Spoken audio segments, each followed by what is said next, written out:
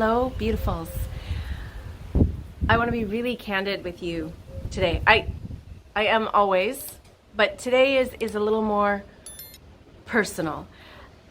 Since I've been in India, I have sort of had a vacation from regular life. I've been able to extricate myself from the regular way of living.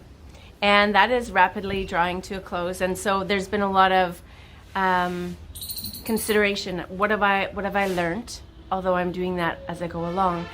But one of the things that has been so beautiful about this pause in my way of being is it has allowed me to see areas where I need to open more, to be more receptive to love, and the places that I can grow in that avenue. And I want to share a couple of experiences with you that I've had in just the last few days, in hopes that it might help you to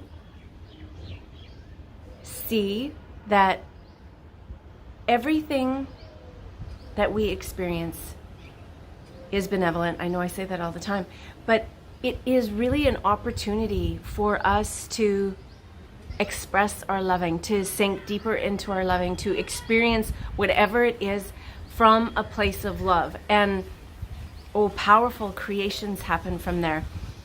Just the other morning, I woke up and these song lyrics were in my head.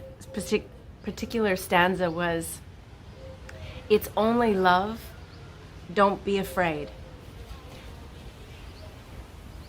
And as I say that, I can feel the emotion, just that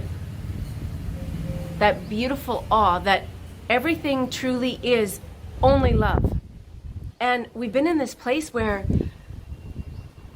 we've been conditioned to have a mindset where we focus on surviving. We are so preoccupied with our basic needs that we forget that each of these experiences are so much more than that. And when we shift our mindset from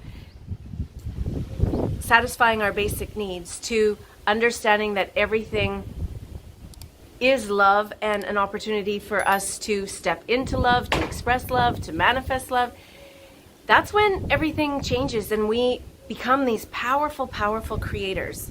So the other day in Amritsar, we were standing on a busy street corner. We had just finished an excursion and we were waiting for our tuk-tuk driver. And a beggar approached us. And I pulled out the standard currency with which one usually gives, and I handed it to this individual. And they refused it. They actually pushed it back and gestured. And not understanding, I asked my friend, he says, "Oh, they want this note," which was actually 5 times the amount. So they didn't want what I gave them, but they wanted more. And my ego kicked in. I saw it, I felt it, and it was this resistance about, I offered you something and it's not good enough for you. And in that moment I realized that I was stepping out of my loving, so I was watching this. However, my friend, without hesitation, pulled out the note and handed it to me, and I said, "No, you know what? You better give it to them right now, because I'm not in the state of loving where I should be giving something. I would rather it be given from you." And he did. He handed it over. And as we were waiting, continuing to wait, I asked him, "What was your process for that?" I said, because I watched my ego come up, and I knew I was resisting. I knew I wasn't in my loving. But what went on for you? Like, what was your... And he responded so beautifully. I was so humbled, and it moved me to tears.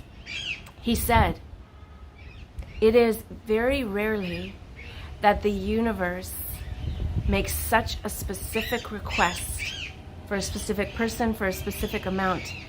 And I am privileged and honored to satisfy that request." And I was moved beyond words because I wasn't there.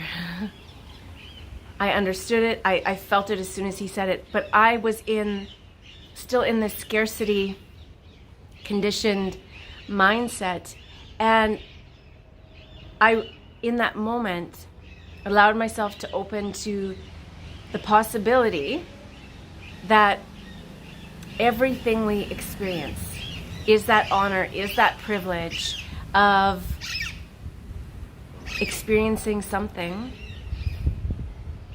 as the essence of God. The custom here is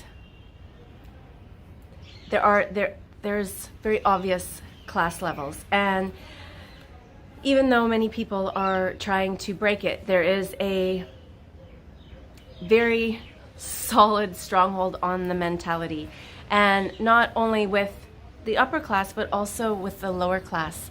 And the other day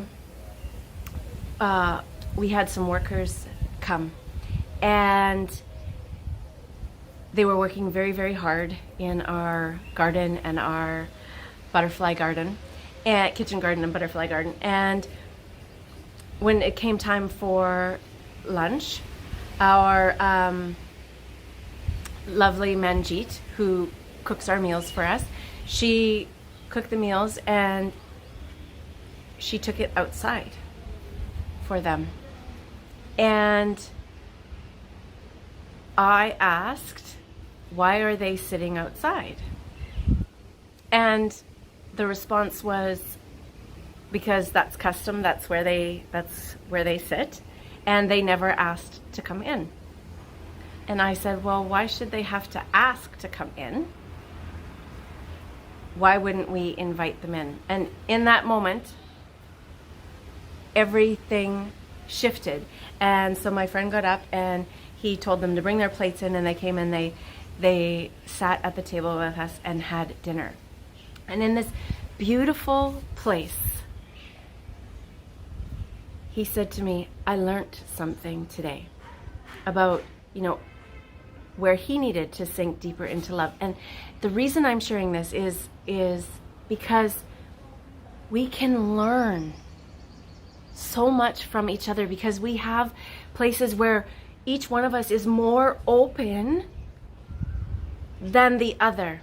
And when we are in this place where we're open and willing to receive lessons and teachings and healings, when we can observe the places where others are more open than we are, it facilitates further growth.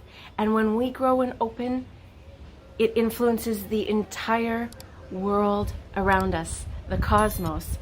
So I thank you so much for listening to these experiences. I hope that it helps you also sink into a place where you can have a different perspective about life that is unfolding, and that it really is every moment by moment an opportunity to sink deeper into the lap and the embrace of these universal energies that want nothing but the very best for all of us.